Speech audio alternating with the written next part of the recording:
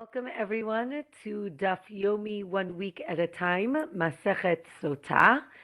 Welcome everyone who is new to Daf Yomi 1 week at a time and to Daf Yomi in general. And welcome everyone who is continuing with us. We are starting a new Masechet today. And the Masechet we are starting is Masechet Sotah. And we're going to begin with an introduction to the Masechet. And then we are going to review Daf 2 through Daf 6. So let's try to understand a little bit, what is this Masechet about? This Masechet deals with the idea of Sotah. Sotah is a woman who is suspected of adultery. And we're going to see what that means that she's suspected. If there are two witnesses to the act, meaning that she had relations. What's interesting in this Gemara, in this Masechet, the phrase that she had an adulterous affair is that she is tme'ah. The word tme'ah means impure, and generally it means coming in contact with impurity. For our Masechet, it actually means that she had an affair. If there are two witnesses to the actual act, then she's a confirmed adulteress and not called a Sotah. If she's confirmed, she is prohibited to live with her husband, and she cannot be with the man that she had relations with, meaning the adulterer. And if she was warned before by witnesses to the act, then she actually does get the death penalty. They both do, meaning the adulterer and the adulteress. If there are no witnesses to the actual act, then she is suspected, and the Mishna is going to explain to us what that means. And that's what this Masechet is all about. This is all based on the 5th chapter of Bamidbar, of Numbers. The chapter deals with this exact case of the woman who is suspected of adultery. Now, the first Mishnah is going to explain to us, but I'll just give an overview. The suspected Sotah must have had something called kinui. Kinui means that her husband warned her to not seclude herself, to not be in a private place with this specific person. That's called kinui. And this needs to be done in front of witnesses. The second thing that we need is something called stira. Stira means seclusions, that she was seen entering a secluded area with the man that her husband was concerned about, and she has to have been there enough time for them to have had relations. Then, as we said, we need witnesses for both these acts, meaning kinui, when the husband warned her, and stira, where she secluded with the man. Now, she is considered a Sotah till she proves her innocence. Now, the ceremony, the Sotah ceremony, is going to be the way that she can prove her innocence or her guilt. Now, she is not allowed, once she is called a Sotah, she's not allowed to be with her husband. She cannot have relations with her husband or with the adulterer, and she is not allowed to eat truma if her husband was a Kohen. So there is this separation between the two till she finishes the ceremony. So the Torah describes the divine test of the Sotah. We're going to see more details about that in the Masechet. And basically the way it works is she's first taken to a local court. Once they hear the testimony, she's sent to to the Beit HaMikdash, to the temple, and there she goes to the Sanhedrin, to what we would call like the Supreme Court, and then she goes to the temple for the ceremony. And the basically, just to give an overview of what the ceremony is, not unfortunately, but I will say that it is very difficult to read. The purpose of the ceremony is to embarrass her, to cause her distress, emotional distress, so that she will admit her guilt. However, if she is innocent, she will be blessed at the end of this, I would say, ordeal. Um, and it's important to understand that she can always refuse to take the test, either by admitting her guilt or by accepting divorce. Meaning, in the end, if she's guilty, she needs to get divorced and she loses her ktuva money, meaning she does not get any money when she leaves this relationship. If she maintains her innocence, she is going to want to drink the bitter water, and that will prove her innocence. It is important to understand, and many people don't know this, the husband must also be pure of sin for the test to work. I think many times, especially women who read this, who read the Torah or hear about this idea, it seems very centered on embarrassing the woman, or kind of really. It's a very powerful ceremony. It is important to understand that the husband needs to have been 100%. If let's say he had an affair or he did something inappropriate, the water will not work, which means that nothing will happen, and they go back to being husband and wife. Or if she wants to divorce, she can get a divorce and she won't lose the ktuva money. So that is important to understand. Also, historically, as I mentioned, this is a divine test. It's quite miraculous, and therefore, we're going to learn that the test only works when the Jewish people are worthy, meaning the entire nation. The test actually stopped working at the end of the second temple, the Beit HaSheni, because the nation was so corrupt. Then it was just too much. So that's just important to understand the details of this Sota experience. And now we're going to begin Daf 2. Again, just to remind us, the Gemara always starts on Daf 2. There are numerous explanations. One is the Torah, the Gemara is a continuum, and therefore there's no beginning and no end. So we start on Daf 2. Another beautiful idea that I've mentioned previously is some people say, right, being a good person is Daf number 1, right? We say Derech Eretz Kadma LeTorah. Number 1 is to be a good person. Then we should study Torah. So page 1 is be a good person. Page 2 is the Mishna that we are about to start.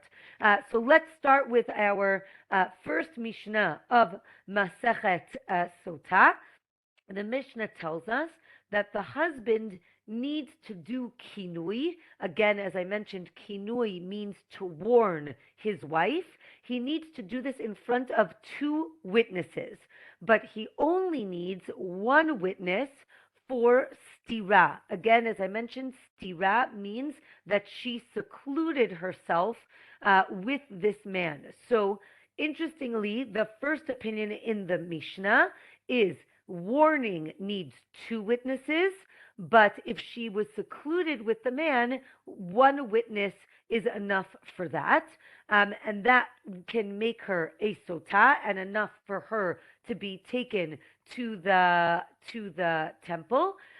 Or the Mishnah, and the next opinion is you actually need 2 witnesses for both. Now, what is this warning? The Mishnah tells us that he needs to say, don't speak with that man. Again, this particular man. Let's say she does. Let's say he says, don't speak with him, and she does. That's not called kinui. That's not a warning. The warning needs to be, don't sleep with this man, or don't seclude yourself with the man. Right? But again, if she secludes herself with him, then she cannot be with her husband, and she can't eat truma, as I mentioned before. If the husband is a kohen, she cannot eat the truma. And if the husband dies, then the brother needs to do chalitza and not yibum. If you remember from Yevamot, it was a while ago, but the brother cannot marry her because, again, she acted inappropriately, but we still want to take care of her. So therefore, he can do chalitza, again, the chalitza ceremony, which is saying that they do not want to do yibum, but he cannot do yibum. Um, okay, so now that was the first Mishnah. The Gemara says that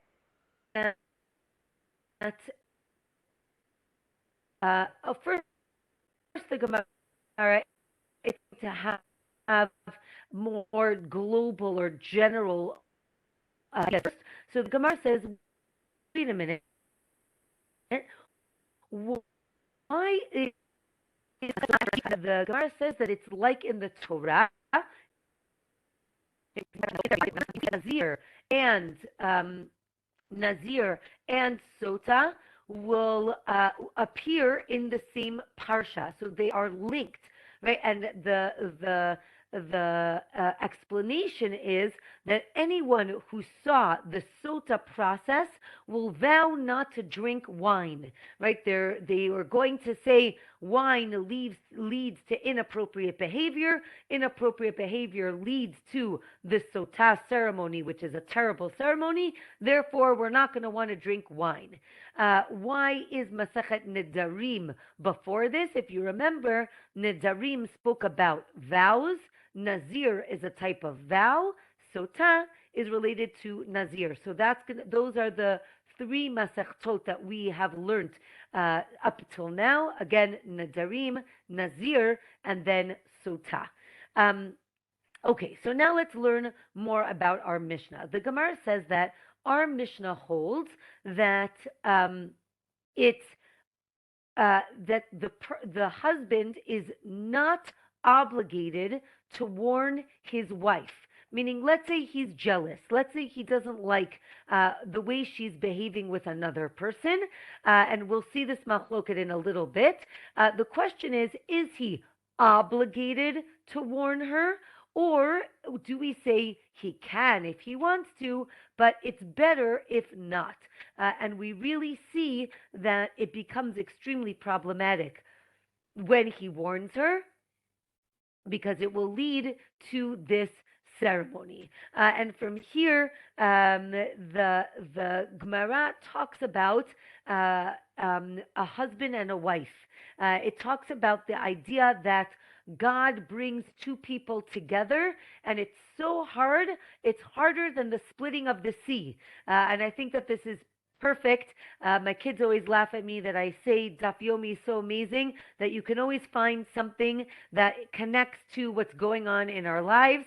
And I think the fact that we're talking about this the day before Pesach, where we're commemorating the redemption of the Jewish people from Egypt, the I don't want to say the end of that process, but part of it was the splitting of the Red Sea. And here the Torah talks about it's so difficult to find a match, right, between two people. It's harder than splitting the sea. Another idea about finding your match is the Gemara says on Daf 2 that 40 days before a baby is formed, God pairs people together. And this is something that many people talk about, There's a concept in Yiddish called beshert, right? Is there this concept of your soulmate? This seems to say that God matches people up even before they're born. Another idea is that your soulmate is based on your actions. If you're a good person, then you will marry a good person. And if you're not a good person, then you are going to marry less of a good person. And here, the Gemara continues talking about the idea of witnesses. How many witnesses do we need in order to prove the different things that we've mentioned? So, first, the Gemara says that to give testimony that she actually had an affair, meaning she actually had relations, you only need one witness. So if one witness comes and says, I saw them in the act, she does not drink the water and she is considered an adulteress. But we continue to say that that all other cases need two witnesses. So, as we mentioned, we need two witnesses for the warning, which is called kinui, and for stira, for the seclusion. Or, as we mentioned before, you only need two, you only need, I'm so sorry. Can you hold on 1 second? So sorry.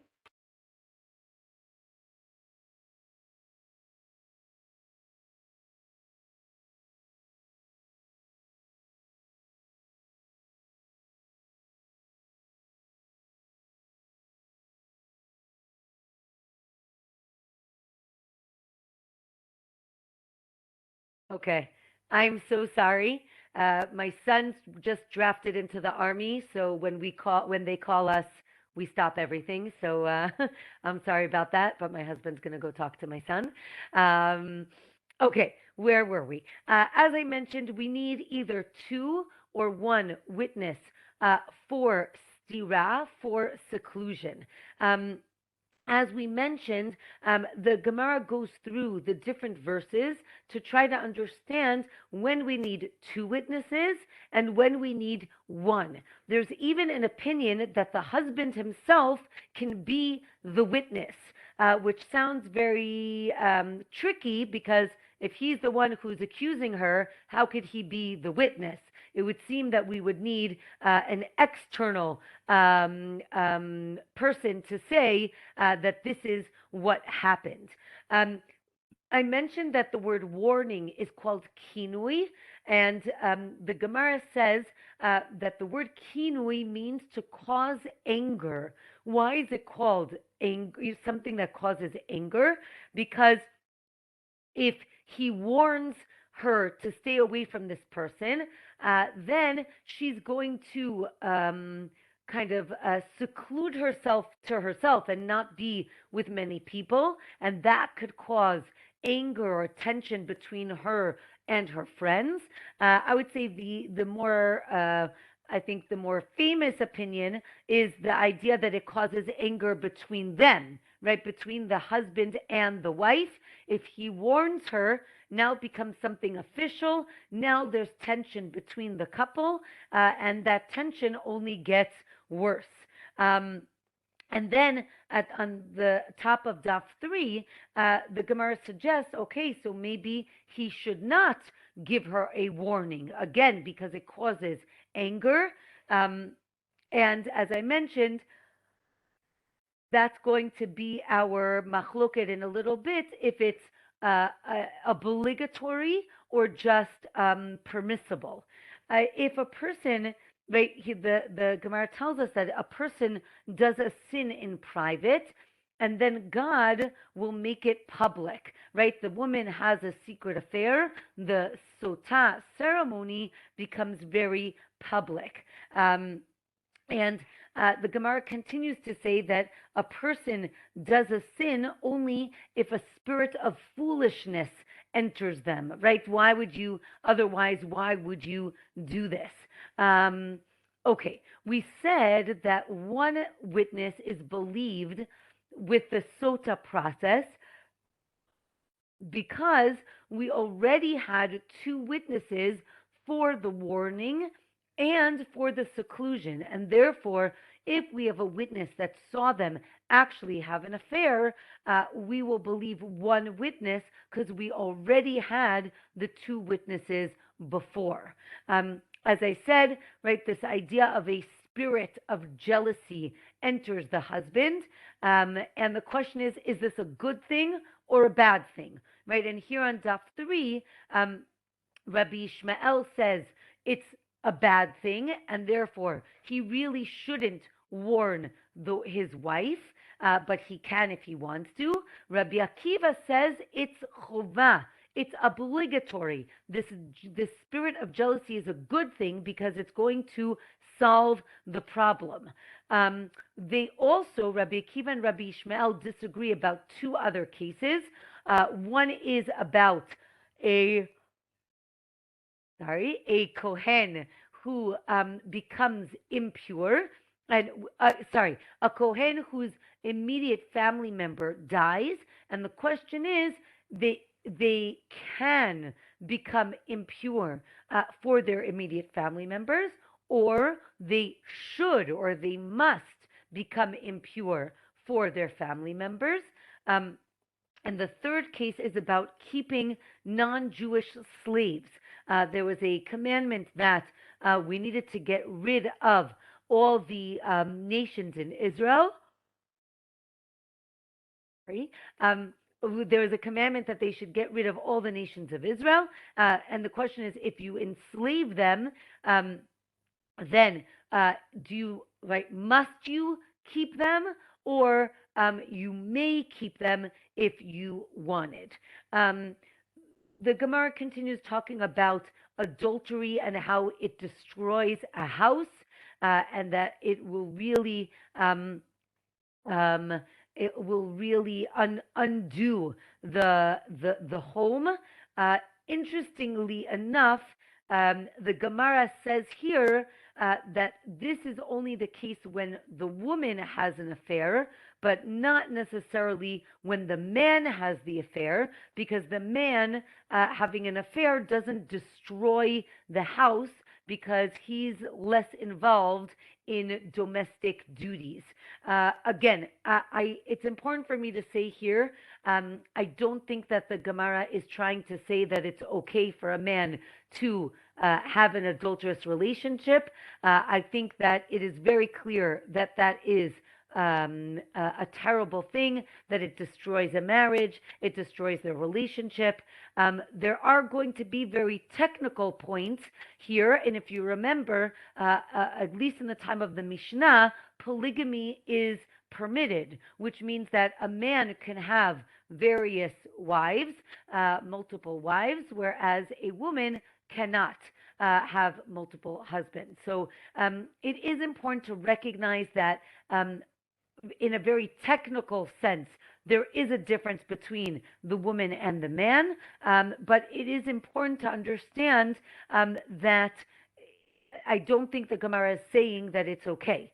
Again, the adulterer, right, the man with whom she sleeps with, is going to get the same punishment as she is. Meaning, I don't think there is a vilification of the women. It is important to recognize, though, that there are going to be some lines that might, make us feel uncomfortable. So I'm just putting all of that out there.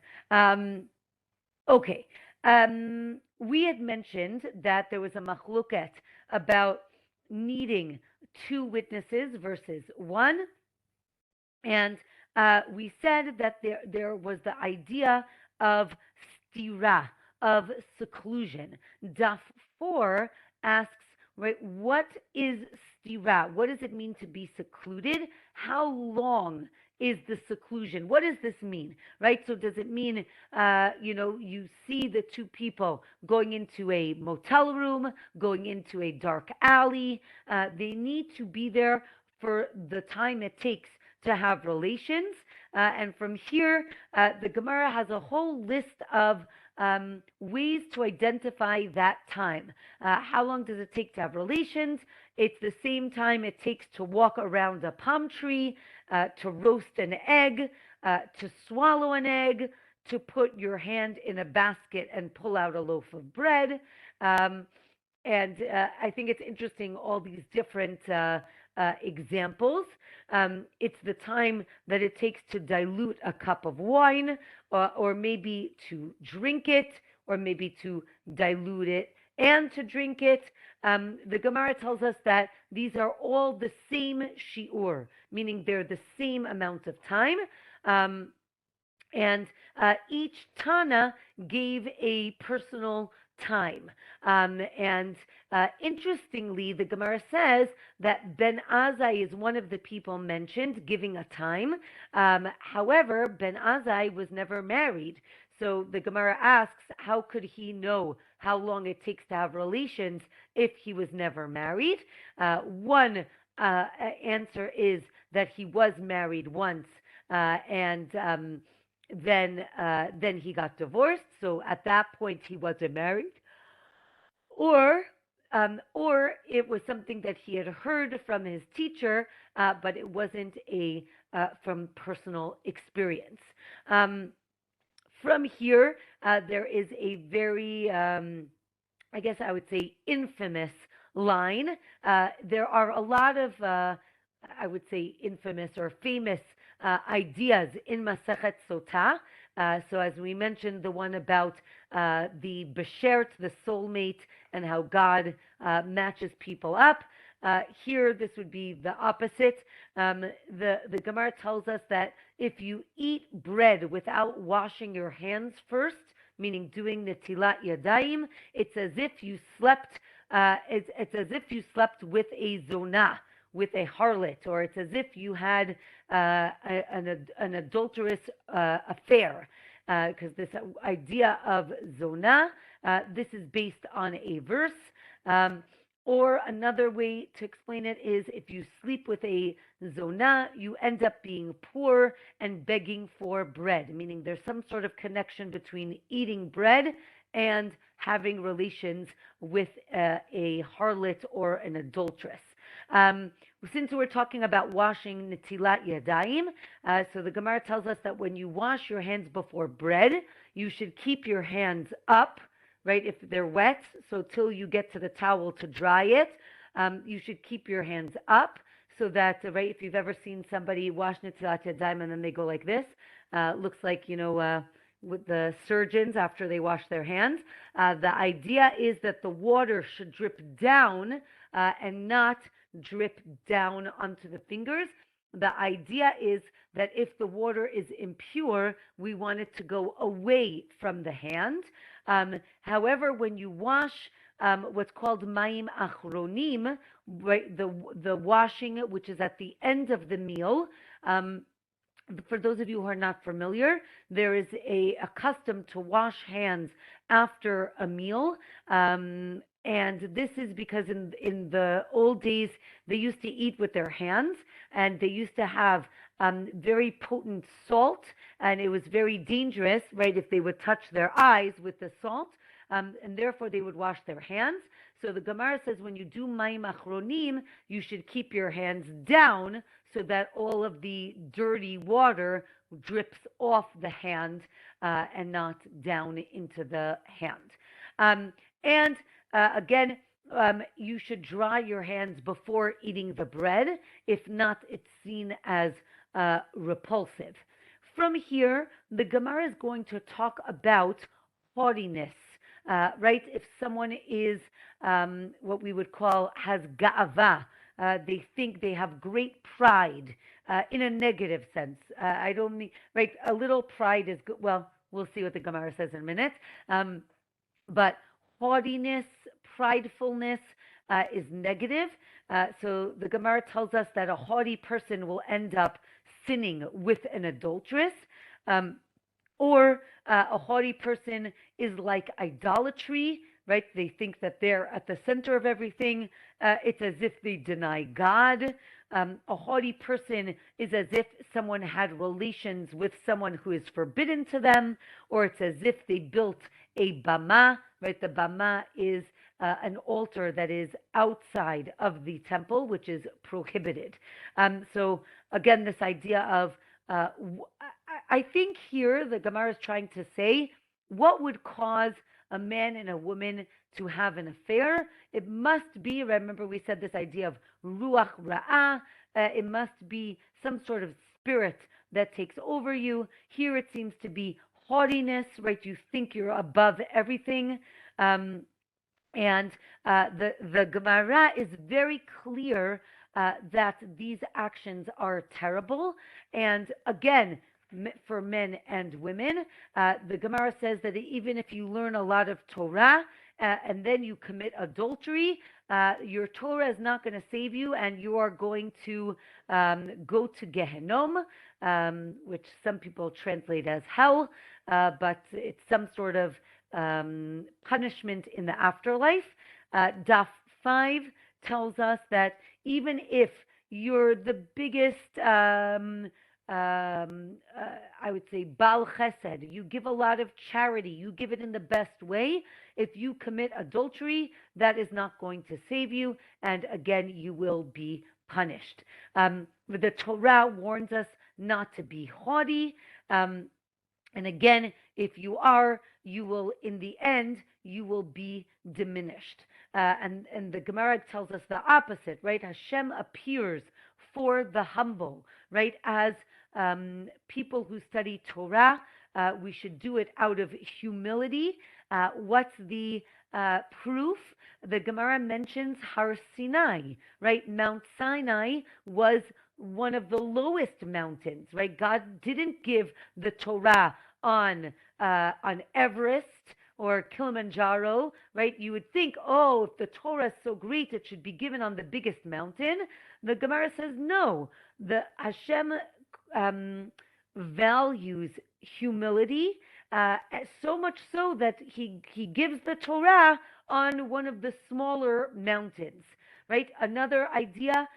God appeared to Moshe in the burning bush, right? Not in a cedar or in a palm tree, right? Not in this very large thing, but in something small. So again, I think it's a beautiful image in terms of, first of all, God showing humility and giving that as a lesson to us to be humble as well. And here the Gemara says, okay, a learned person can have an eighth of haughtiness, right? Okay, you can have a little bit of pride. And then the Gemara says, no, you shouldn't have any pride. So that is interesting in terms of our character traits.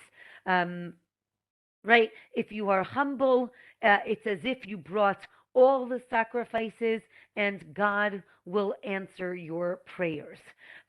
Okay, let's go back to the Sotah. If the husband says, don't speak with that man, and she speaks with him, she is not prohibited to her husband because, as we know, speaking to somebody is not a prohibition. And therefore, even though the husband said, don't do that, if she did it, there is no negative commandment for that. Only if he warns her not to seclude herself, and she does, then she is prohibited to be with her husband. If the husband died after accusing her, then, as we mentioned, she can only do chalitza and not do yibum, and this is based on a verse. Okay. Now let's say she went through the Sota process and she gets divorced. After she gets divorced, she can marry another man, and if that second husband dies, she can do yibum, right? It's important to recognize, and again, I think this is an extremely important idea, that once she's suspected of being a Sotah, and she goes through the ceremony and she's found innocent, that's it. That's the end of the story. Meaning she can go back to her husband and be with him. If she does not want to be with her husband, which I can understand. Then she can get divorced and she starts a new life, meaning there is no prejudice against her, and therefore she now has a good reputation. Daf 6 tells us that we can learn this concept of her not being able to do yibum from a kal vachomer. Again, to remind us what's kal vachomer, when we compare one thing that's kal means lenient, and the other thing is called chomer, which is chamur, which means stringent. If something is the case for something stringent, then so much more so if it's lenient or vice versa, right? We can go in either way. So the Gemara says, right, if she used to be permitted to her husband, and now, again, this is the Sotah, and now she is forbidden to him, then kal vachomer, right? She should be forbidden to the brother-in-law who she was always forbidden to, right? Why would we make her now permissible to the brother-in-law, right? And therefore she cannot do yibum. As I mentioned, she can do chalitza. Okay, the next Mishnah says as follows. The following women cannot eat truma. What does that mean? As we mentioned, if they, if she proves her innocence, she can eat truma. But if not, she can't. So, who are these women that that cannot eat truma? One is a woman that admits to adultery. If she admits it, that's the end of the relationship. The husband must divorce her, and obviously she cannot eat truma from him. If witnesses say that she committed adultery, so then again she is prohibited from eating his truma. If she refuses to drink, as we mentioned, a woman has the right to refuse the ceremony, but we see it as, I don't want to say an admission of guilt, but definitely she's not saying she's innocent, and therefore she cannot eat truma anymore. If the husband refuses to make her drink, that's also a problem because now she cannot clear her name, which is problematic. And the last one is if the husband slept with her on the way to the Beit HaMikdash. As I mentioned in the introduction, the husband needs to be pure himself.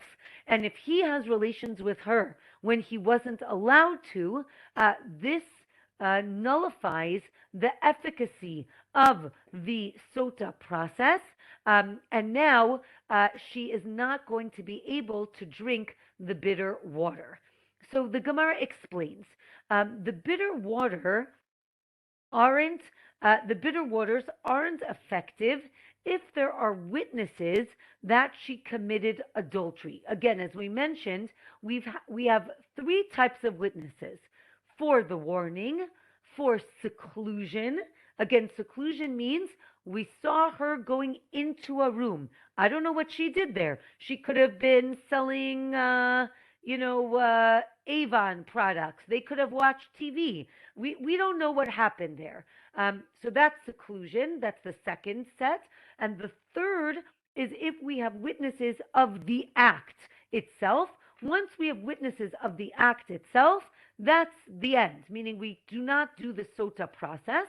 So Rav Sheshet actually says that if there are witnesses to the act, even if they live in another country, meaning they can't come, the water will not work on her because somebody knows that really she had an affair. So that's his opinion. Now, now here's the case. Let's say she drank the water and she survives. It's important to recognize that part of the process is the Torah tells us if she drinks the bitter water. I didn't explain what that means, bitter water. So I'll just explain it now. The bitter water is the Kohen, the priest, takes water in a vessel, Then he takes a piece of parchment and writes God's name on it. Then he takes the parchment and puts it into the water, and the ink dissolves into that water. Then he takes some of the dirt from the floor of the temple and puts it into the water, and this makes what we call the bitter water. It's called Maim Hamarim, like maror. That's good, bitter. We're preparing for Pesach. So the bitter water, again, has, I'll say divine powers. I was going to say magical powers, but has divine powers. Um, and it is only effective if we have all of these things that we mentioned. So let's say again, no, sorry, one more thing. If she's guilty and she drinks the water, the Torah tells us she dies an incredibly painful death on the spot. Her body distends, things kind of explode. I don't know. It's pretty bad, but it is immediate. We'll get to something about that in a minute. So let's say she drinks the water and she survives. That would make us think that she's innocent. And then the Gemara tells us, then two witnesses come and say she had an affair. So now we have a problem. She drank the water and she didn't die. So we might think, oh, these witnesses must be lying because the test showed that she was innocent. So Rav Sheshet says, no, the water didn't work because there were witnesses the whole time, even though they didn't give their testimony yet. Now, this is problematic because everybody who's watching now doesn't know why the water didn't work, right? Did it not work because or why she didn't die, right? It could be she was innocent. It could be that she didn't die because there were witnesses. And a third idea is something called a schut. Schut means a merit. The Gemara tells us here, not everybody agrees, but the Gemara tells us here that if the woman had a specific merit, which we're going to learn about not today, that merit will delay her punishment, which means that instead of exploding in the Beit HaMikdash, she'll go home and in the privacy of her own house, a week later, a month later, maybe a year later, she is going to die this terrible death, but no one's really going to see it.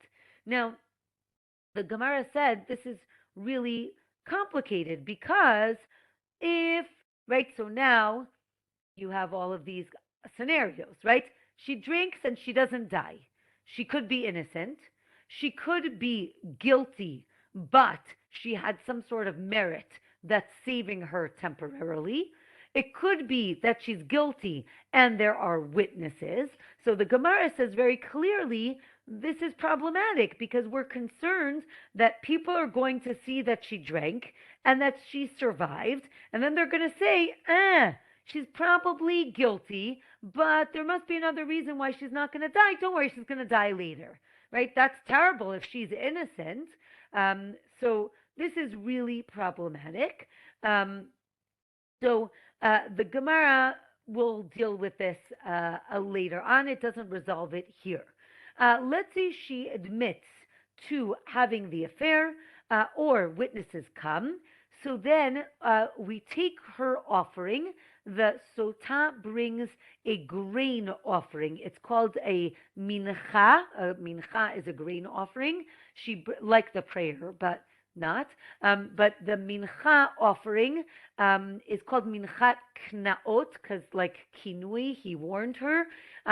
So this offering, if she can't put it on the altar because we stopped the process, it gets burnt outside, meaning we have to do something with the grain.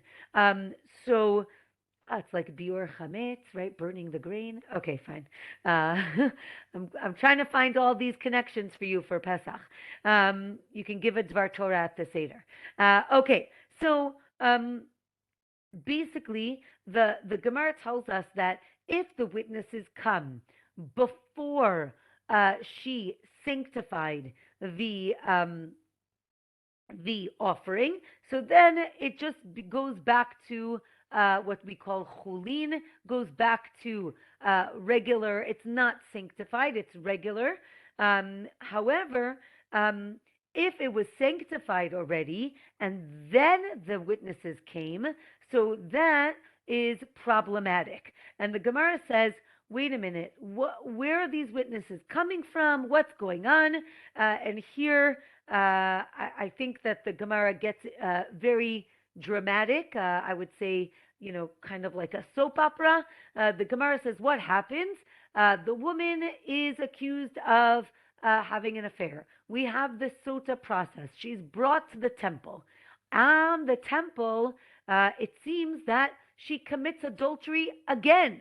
And now they're witnesses to that act, and those are the witnesses that come, and the offering that was already sanctified now needs to be burnt elsewhere. The Gemara says, wait a minute, how could it be? The women were going to learn that the Sotah is watched. She's guarded the whole time. So, of course, the Gemara tells us that she's being guarded by these young Kohanim.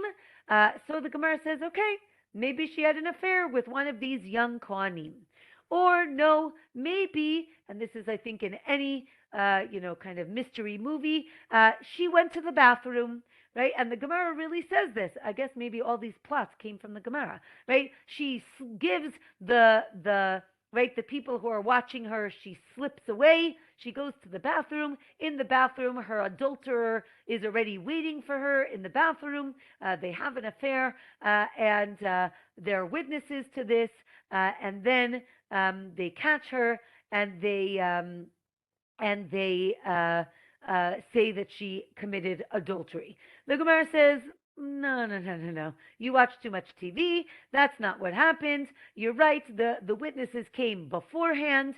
And really, even though we said that the grain should go to chulin, meaning they become regular, we make a gzera, we make a decree that rabbinically we need to burn this grain, lest you think that you can take any sacrifice, and if you decide not to bring it as a sacrifice, maybe you might think you could just take it home.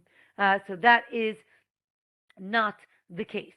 Okay, from here, the Gemara tells us what happens if the sacrifice itself becomes impure. And here, as I mentioned in the beginning, the word impure, when we're talking about the woman, means that she had relations with an adulterer.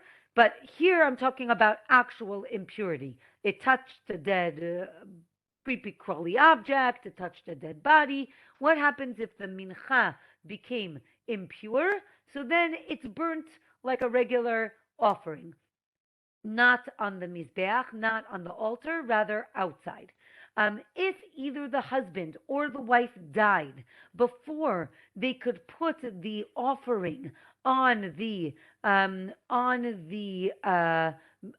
altar, on the mizbeach, again, if as I mentioned in the beginning, the husband and wife need to be present for this ceremony to work. If one of them dies, it's invalid. Therefore, we're going to have to burn that sacrifice as well outside.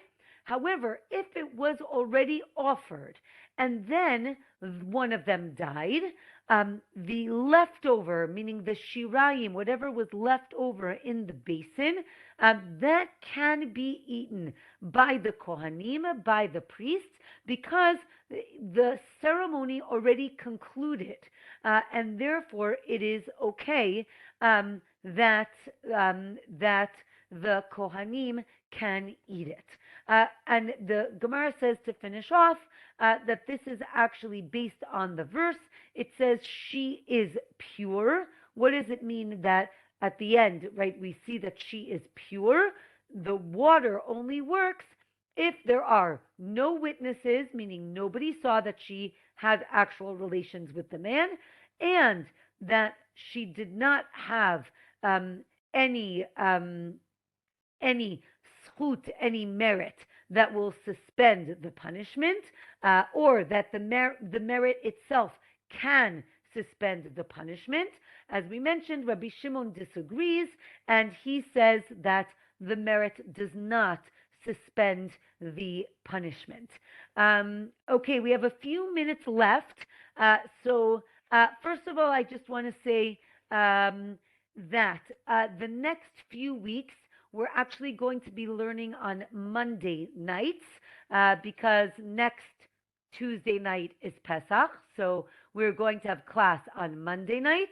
And then the week after that, we're also going to have class on Monday nights. That's a personal scheduling. And then the week after that is Yom HaZikaron and Yom HaAtzmaut, which is a very big celebration here. It should be everywhere. And therefore, we're going to have class on Monday night as opposed to on Tuesday night. Don't worry, I'll send all of this in an email. You do not have to remember, but I figured for the last few minutes, if anybody has any questions or comments, feel free. The floor is yours if you would like to ask anything. Any questions on our new Masechet? Be second this time. I'll just wait a minute. I think you could be first. Okay. I heard you say that the male was punished. You mean he's punished by Hashem, or there is some kind of sanctioning? I didn't. Okay. That's new to me. Okay. So here, when I said the male, I meant it means the adulterer. He will be punished. Again, if there are witnesses to the actual act, he is brought to court and, he is forbidden to sleep with a married woman. It is in Vayikra. It is a negative commandment. He is punished. Yes, it is death. It is death penalty.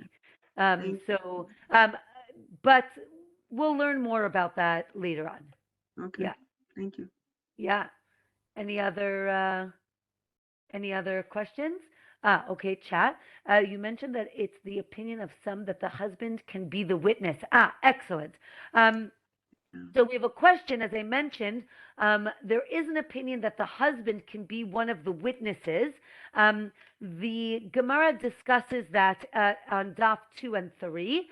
And the idea is for the husband could be one of the witnesses for stira, for seclusion, because the idea is he already warned the woman in front of two witnesses. So we already know, like he put the plan in place. We already know that there's something going on.